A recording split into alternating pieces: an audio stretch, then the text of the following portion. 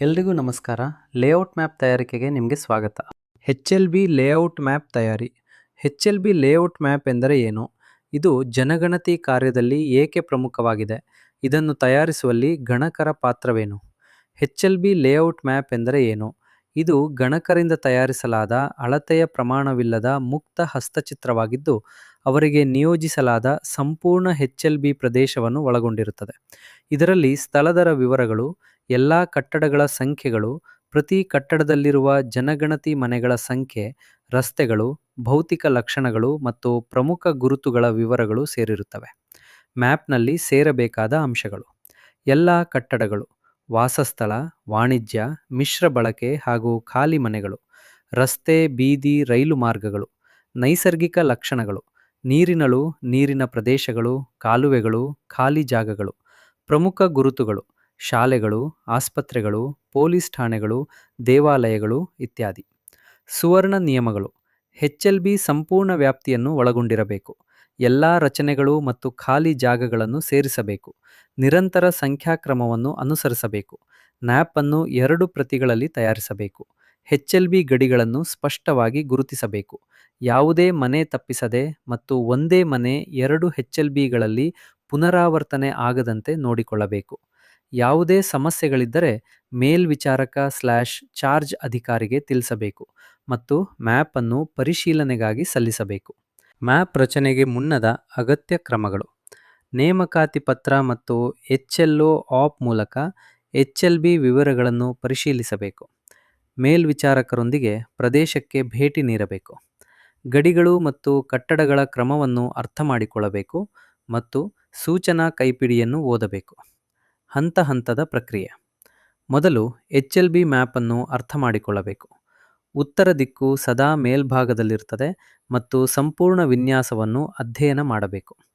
ನಂತರ ಸಂಪೂರ್ಣ ಪ್ರದೇಶವನ್ನು ಭೇಟಿ ಮಾಡಿ ಗಡಿಗಳು ಮತ್ತು ಪ್ರಮುಖ ಗುರುತುಗಳನ್ನು ಗುರುತಿಸಬೇಕು. ಬಳಿಕ ರಸ್ತೆ, ಬೀದಿ, ಕಾಲುವೆ, ರೈಲು ಮಾರ್ಗ ಹಾಗೂ ಇತರ ಭೌತಿಕ ಲಕ್ಷಣಗಳನ್ನು ಚಿತ್ರಿಸಬೇಕು. ಕಟ್ಟಡಗಳನ್ನು ಉತ್ತರ ಪಶ್ಚಿಮದಿಂದ ದಕ್ಷಿಣ ಪೂರ್ವದ ದಿಕ್ಕಿನಲ್ಲಿ ಕ್ರಮಬದ್ಧವಾಗಿ ಗುರುತಿಸಿ ಸಂಖ್ಯೆಯನ್ನು ನೀಡಬೇಕು ಮತ್ತು ಪ್ರತಿ ಕಟ್ಟಡದ ಜನಗಣತಿ ಮನೆಗಳ ಸಂಖ್ಯೆಯನ್ನು ದಾಖಲಿಸಬೇಕು.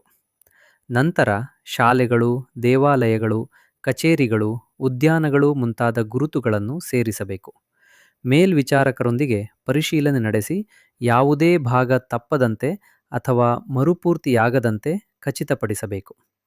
ಕ್ಷೇತ್ರ ಕಾರ್ಯದ ನಂತರ ಮ್ಯಾಪ್ ಅನ್ನು ನವೀಕರಿಸಿ ತಪ್ಪಿದ ಕಟ್ಟಡಗಳನ್ನು ಸೇರಿಸಿ ದೋಷಗಳನ್ನು ಸರಿಪಡಿಸಬೇಕು.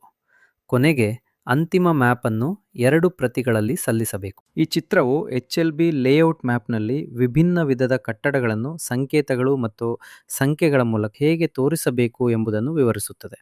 ಕಟ್ಟಡಗಳನ್ನು ಅವುಗಳ ಬಳಕೆ, ವಾಸಸ್ಥಳ ಅಥವಾ ವಾಸಸ್ಥಳವಲ್ಲದ ಹಾಗೂ ಸ್ವರೂಪ. ವಾಸಸ್ಥಳ ಕಟ್ಟಡಗಳನ್ನು ಸರಳ ಆಕಾರಗಳಲ್ಲಿ ತೋರಿಸಲಾಗುತ್ತದೆ. ವಾಸಸ್ಥಳವಲ್ಲದ ಕಟ್ಟಡಗಳನ್ನು ಶೇಡಿಂಗ್ನೊಂದಿಗೆ ತೋರಿಸಲಾಗುತ್ತದೆ. ಪ್ರತಿಯೊಂದು ಕಟ್ಟಡಕ್ಕೂ ವಿಶಿಷ್ಟ ಸಂಖ್ಯೆಯನ್ನು ನೀಡಲಾಗುತ್ತದೆ ಮತ್ತು ಒಂದು ಕಟ್ಟಡದಲ್ಲಿ ಒಂದಕ್ಕಿಂತ ಹೆಚ್ಚು ಜನಗಣತಿ ಮನೆಗಳಿದ್ದರೆ ಆ ಮನೆಗಳ ಸಂಖ್ಯೆಯನ್ನು ಅದರ ಕೆಳಗೆ ಬ್ರಾಕೆಟ್ನಲ್ಲಿ ಬರೆಯಲಾಗುತ್ತದೆ. ಉದಾಹರಣೆಗೆ 10 3 ಎಂದರೆ 10ನೇ ಕಟ್ಟಡದಲ್ಲಿ 3 ಜನಗಣತಿ ಮನೆಗಳಿವೆ ಎಂಬುದನ್ನು ಸೂಚಿಸುತ್ತದೆ. ಈ ವಿಧಾನವು ಎಲ್ಲ ಕಟ್ಟಡಗಳನ್ನು ಸ್ಪಷ್ಟವಾಗಿ ಗುರುತಿಸಿ ಮ್ಯಾಪ್ನಲ್ಲಿ ಸರಿಯಾಗಿ ದಾಖಲಿಸಲು ಸಹಾಯ ಮಾಡುತ್ತದೆ. ಮುಖ್ಯವಾದುದು: ಯಾವಾಗಲೂ ಖಾಲಿ ಲೇಔಟ್ ಶೀಟ್ ಮತ್ತು ಉಲ್ಲೇಖ HLB ಮ್ಯಾಪ್ ಅನ್ನು ತೆಗೆದುಕೊಂಡಿರಬೇಕು. ಕಟ್ಟಡಗಳ ಕ್ರಮವನ್ನು ಸೂಚಿಸಲು ಬಾಣ ಗುರುತುಗಳನ್ನು ಬಳಸಬೇಕು. ರಸ್ತೆಗಳು ಮತ್ತು ಪ್ರಮುಖ ಗುರುತುಗಳನ್ನು ಸ್ಪಷ್ಟವಾಗಿ ಗುರುತಿಸಬೇಕು. ಸುತ್ತಮುತ್ತಲಿನ HLB ಸಂಖ್ಯೆಗಳನ್ನು ಉಲ್ಲೇಖಿಸಬೇಕು ಮತ್ತು ಮ್ಯಾಪ್ ಅನ್ನು ಸ್ವಚ್ಛವಾಗಿ ಹಾಗೂ ಓದಲು ಸುಲಭವಾಗುವಂತೆ ಇಡಬೇಕು.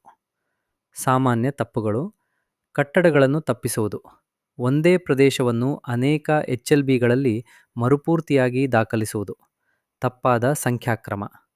ಪ್ರಮುಖ ಗುರುತುಗಳನ್ನು ನಿರ್ಲಕ್ಷಿಸುವುದು ಮತ್ತು ಮೇಲ್ವಿಚಾರಕರೊಂದಿಗೆ ಪರಿಶೀಲನೆ ಮಾಡದೇ ಇರುವುದು. ಸಾರಾಂಶ: HLB ಲೇಔಟ್ ಮ್ಯಾಪ್ ಜನಗಣತಿಯ ನಿಖರತೆಯ ಮೂಲಾಧಾರವಾಗಿದೆ. ನಿಮ್ಮ ಕೆಲಸವು ಸರಿಯಾದ ದತ್ತಾಂಶ, ಸೂಕ್ತ ಯೋಜನೆ ಮತ್ತು ರಾಷ್ಟ್ರದ ಅಭಿವೃದ್ಧಿಯನ್ನು ಖಚಿತಪಡಿಸುತ್ತದೆ. ಇಂದು ಸರಿಯಾದ ಮ್ಯಾಪ್ ಎಂದರೆ ನಾಳೆ ನಿಖರ ಜನಗಣತಿ. ಧನ್ಯವಾದಗಳು.